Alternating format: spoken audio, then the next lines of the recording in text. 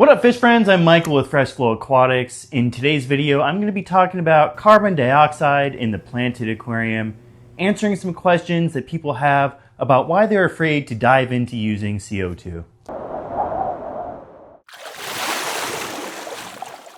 I own an aquarium maintenance company, and I have this YouTube channel, obviously, as you know, because you're watching this video right now. But a lot of people ask me about CO2. They tell me, I've been thinking about using it for a couple years. I'm just afraid. And so today I'm going to be answering the three main questions that people have regarding fears about CO2. I won't be going over how to set up a CO2 system. You can check out this video over here if you're interested in learning how to do that.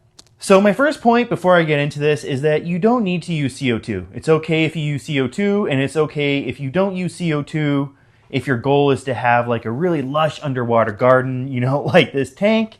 Then CO2 is really the way to go about it. It's well proven that plants benefit from CO2 in the planted aquarium, but there's also plenty other ways to have a healthy planted aquarium without using CO2.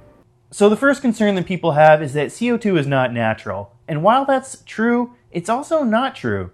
So CO2 is not beneficial for fish, but it is beneficial for plants. So most of the plants that we keep in the aquarium actually grow emerged from the water. So they might have their roots underwater, but their leaves above. And the atmosphere, air, has more carbon dioxide than the water. So it makes sense that injecting CO2 into an aquarium would benefit the plants by providing them closer to a natural level of CO2 than they experience underwater. And in fact, oftentimes, lack of carbon dioxide is what's limiting plant growth. So you may remember back to your high school days where you learned about plant biology, if you were paying attention. And they talk about photosynthesis. So photosynthesis is the main driving factor for plant growth. They take in sunlight, carbon dioxide, and water, and they convert sugars out of that, basically plant food or glucose. And so without photosynthesis, plants aren't able to grow. And one of the key ingredients, like I just mentioned, is carbon dioxide. So if you have a really strong light on your tank and your plants consume all the CO2 in there and there's nothing left, then they're not able to use that light that's coming in. So basically, CO2 can be a limiting factor for plant growth, and injecting it allows you to get the full potential of your light and your plant growth. The second concern that people always have is that CO2 is dangerous. And there's kind of two elements to that. First of all, there's the livestock component. And yes, it can be dangerous if you use too much CO2. So that's why it's really important to dial in your CO2 system. I think that while your tank is cycling is the perfect time to do that. So make sure that you don't overdo your CO2.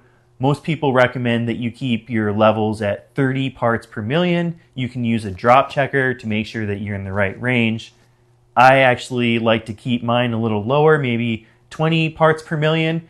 And to be honest, even trace amounts of CO2 make a huge difference in aquariums. So if you're concerned about fish health, then just put a little bit of carbon dioxide in your water and you'd be impressed at how much good it can do for your plants.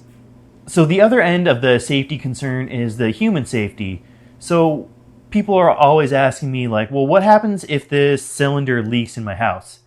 Well, I have a firefighter friend, Captain Mike, and he's personally informed me that even if a 20-pound leaks in your home all at once, you'll be completely fine. So the main concern really is if you were to have a completely airtight room and the CO2 were to leak in there, and there was no way for oxygen to get in, then yeah, you could suffocate.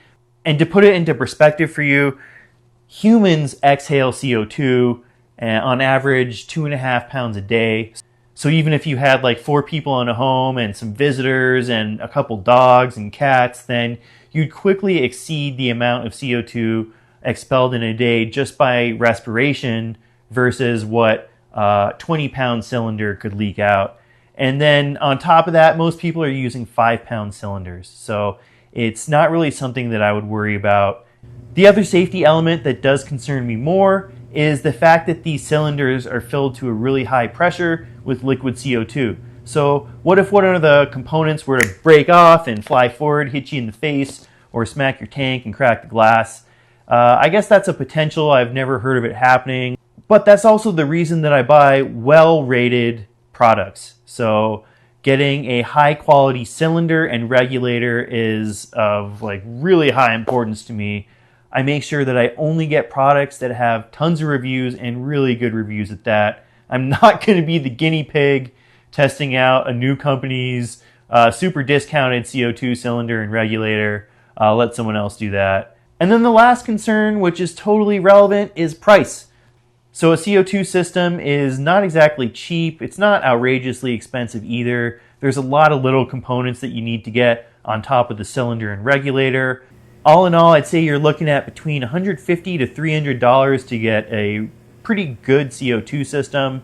Of course, you know, sky's the limit with aquarium keeping. You could probably drop a lot more than that. You could also find a deal for way less than that, but I really wouldn't risk it because it goes back to that safety concern. Also, cylinders need to be checked every 5 years. So if you get one that's past that expiration date, you're just going to have to pay to have someone certify it. If you're really trying to get your aquarium on a budget, then DIY CO2 is also a solution. It's really easy to do. You can just buy these little twist caps. I'll put a link in the description. And basically, you just fill up a couple PET bottles or plastic soda bottles with some yeast water or some yeast and sugar water, and it generates its own carbon dioxide as a result of the metabolic functions. It's a really cheap option, and it also overcomes some of that danger concerns that people have, like they're not going to be filled to a super high pressure, and there's really not enough gas in there at any one point in time to leak out and even cause potential for concern. Well, that covers the three main concerns as far as I'm aware. Please let me know in the comments if there was something that I missed, a concern that you have and didn't address. Also, if you have any questions, feel free to drop them. If you enjoyed today's video, please hit that like and subscribe button. It helps YouTube to know that I'm making useful content and encourages me to make more. All right, until next time, see ya.